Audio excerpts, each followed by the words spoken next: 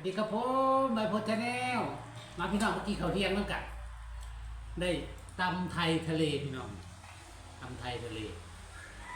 ครับตำชั่วข้าวปุ้นเส้นหน่อไม้ตำชั่ว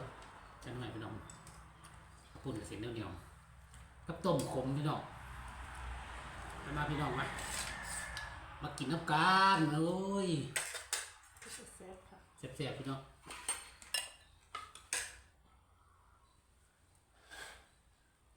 เอาตำชั่วก่อนพี่น้อง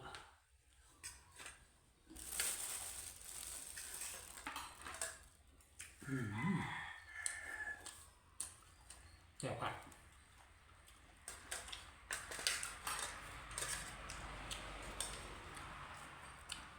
ตำน้ำ เลือกตำไทยทะเล ตำไทยทะเลแบบ ไทยทะเล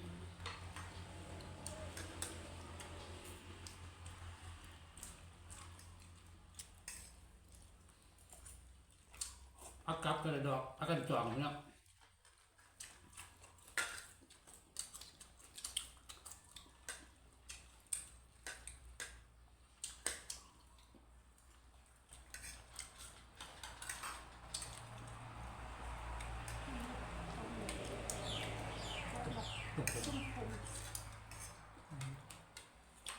เปื่อยขนาดนี้ เพื่อย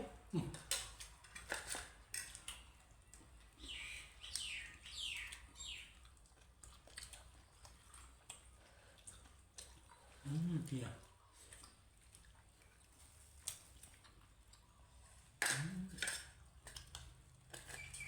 ตะหลิวก็ได้หมุนมาแหละ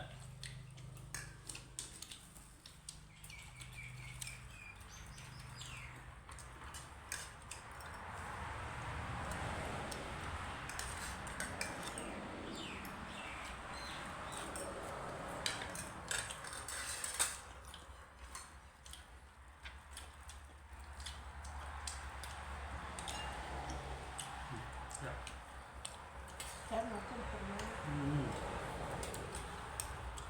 บ่ถือหรอกบ่เห็นเลยเอา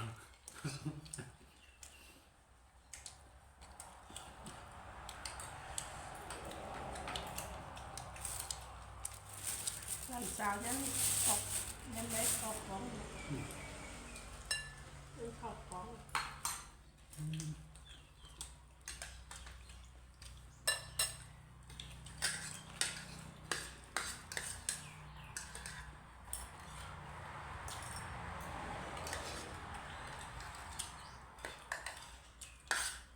ที่ไม่ซื้อตอนไหนหรอกเปิดคนเราไปโซมเราก่อนเปลี่ยนบ่เคยได้งับจากอะไรเชื่อ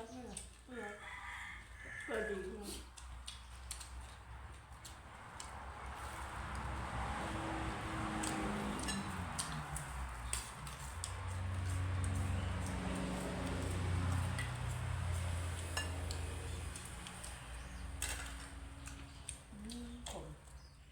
ผมครับเนาะเจียวคุ้ม แก้วผม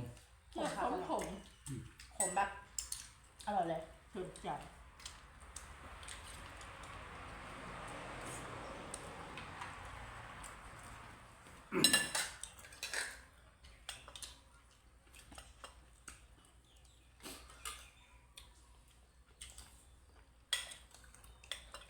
ตำกระสุดยอดกระแซ่บนัว ขมไหม ผม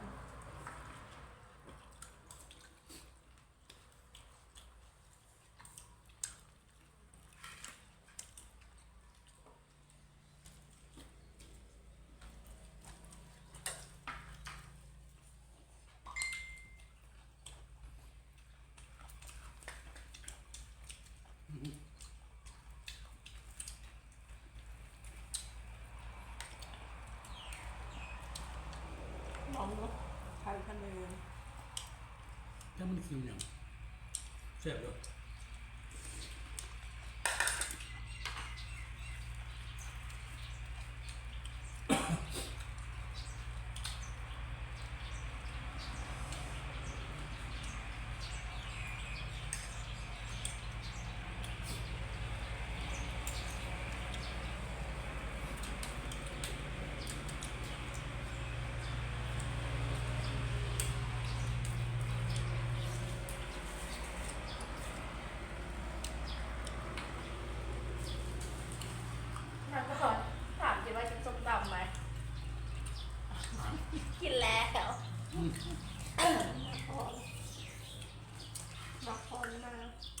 มา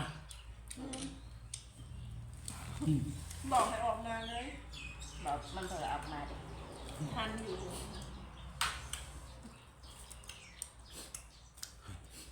กินส้มตำไม่เตะบอกที่บ้านกิน2 ต้ม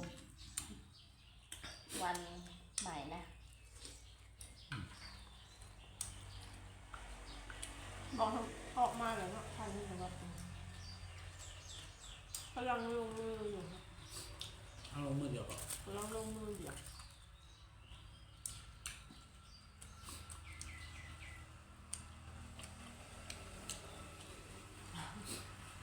จี๊ดแล้วมาถึง